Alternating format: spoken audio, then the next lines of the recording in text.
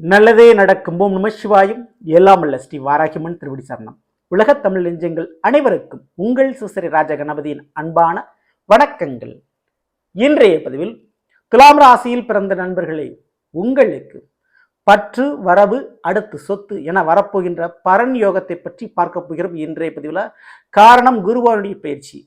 குருவானுடைய பயிற்சி இந்த துலாம் ராசியில் பிறந்த உங்களுக்கு எப்படி இருக்க போது, என்ன மாதிரியான பலன்களை கொடுக்க போகுது டீட்டெயிலாக பார்க்க போகிறோம். பதிவை ஃபுல்லாக பாருங்கள். மேலும் நம்ம சேனலில் துலா ராசியில் பிறந்த உங்களுக்கு 2024 வருடத்தினுடைய புத்தாண்டு பலன்கள் மற்றும் ராகு எது பயிற்சி பலன்களை பதிவிட்டாச்சு. பார்க்கலைன்னா நம்ம சேனலில் போய் விசிட் பண்ணி பார்த்து பயன்பெற்றுக் கொள்ளுங்கள். மறக்காம நம்ம சேனலை சப்ஸ்கிரைப் பண்ணிங்க. கூடவே தர்ற பெல் ஐக்கானை ப்ரெஸ் பண்ணிட்டு பக்கத்தில் ஒரு ஆளுன்ற ஆப்ஷன் அதை செலக்ட் பண்ணி வச்சுங்க. அப்படின்னா நான் பதிவிடக்கூடிய அடுத்தடுத்த பதிவுகள் உங்களுக்கு உடனுக்குடன் நோட்டிஃபிகேஷனாக வந்து சேரும். துலாம் ராசியில் பிறந்த நண்பர்களே, உங்களுடைய ராசிநாதன் சுக்கிர பகவான். அசுரர்களுக்கு குரு இந்த சுக்கிர பகவான், ஆனால் தேவர்களுக்கு குரு பிரகஸ்பதி. அந்த குருவனுடைய பயிற்சி தான் இப்போ நடைபெற போகுது.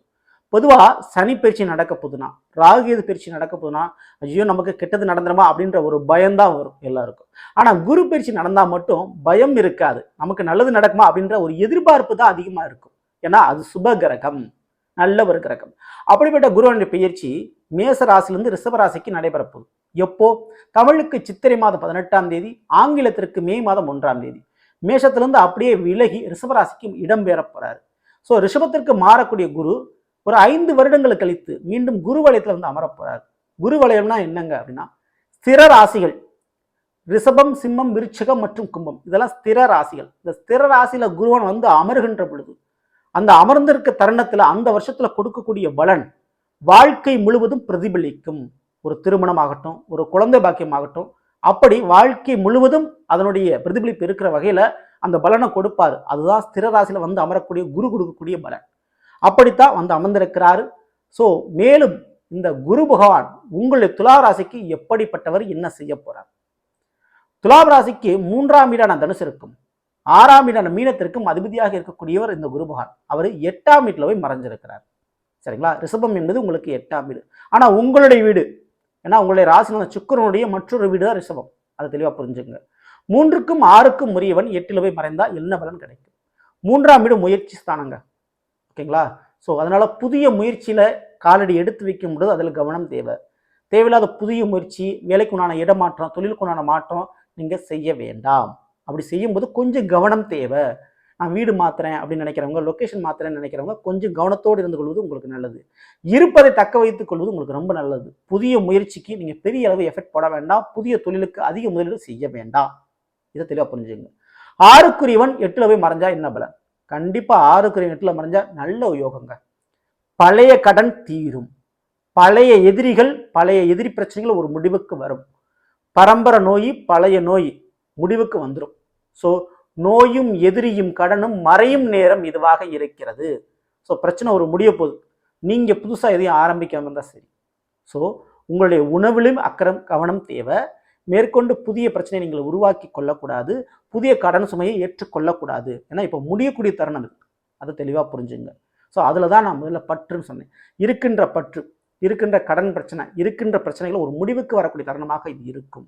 மேலும் கடந்த காலம் உங்களுக்கு கை கொடுக்கும். இனி வரக்கூடிய எதிர்காலத்திற்கு நீங்க சேர்த்து வச்ச ஒரு பணம், ஒரு சொத்து, வாழ்க்கையின் உயரத்துல யாருக்கும் தெரியாத வகையில பரன்ல நீங்க மறைச்சு வச்சிருக்க ஒரு பணங்காசு போலதான் உங்களுடைய திறமைகளும், உங்களுடைய கல்வியும், நீங்க நேற்று செஞ்ச முதலீடும் இனிமே உங்களுக்கு கை கொடுத்து காப்பாற்றும்.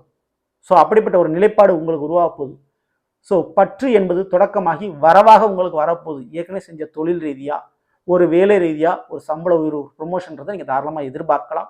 வேலை பார்த்த கம்பெனிலே உங்களுக்கு இடமாற்றம், வெளிநாடு யோக வாய்ப்புகள் ஏற்படலாம். அதற்கான யோகங்கள் உண்டு.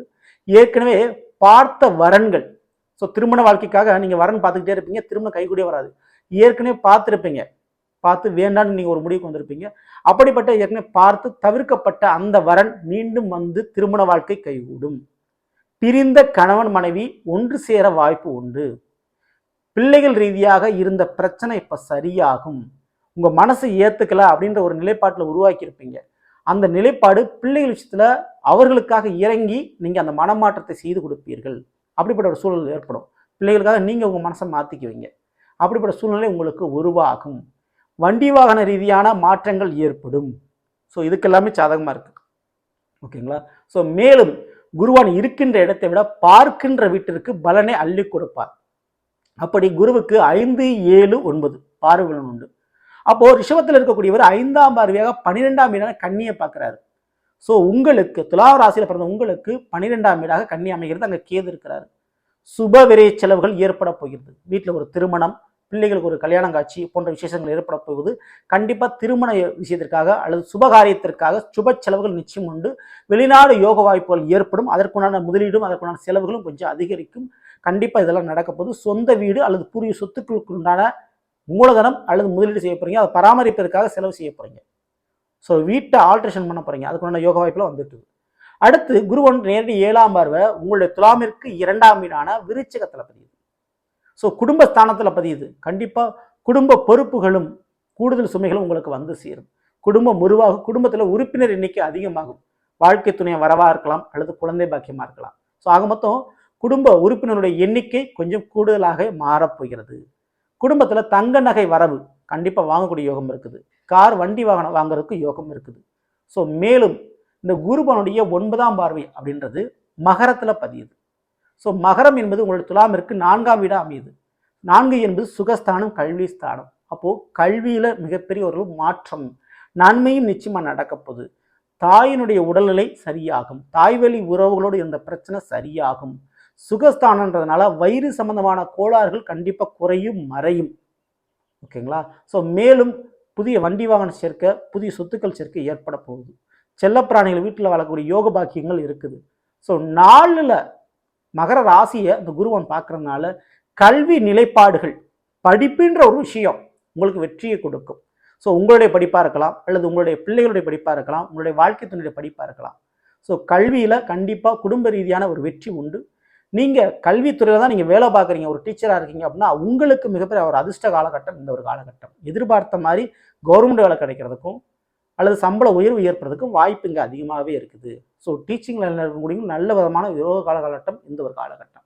அடுத்து துளாராசியில் பிறந்தவங்க ஒரு வியாபாரம் பண்ணுறீங்க, ஒரு பிஸ்னஸ் பண்ணுறீங்கன்னா உங்களுக்கு கீழே பணிபுரியக்கூடிய தொழிலாளர்கள் அவர்களுடைய ஒற்றுமையும் அவர்கள் மூலமாக சில ஆதாயங்களும் உங்களுக்கு கிடைக்கும்.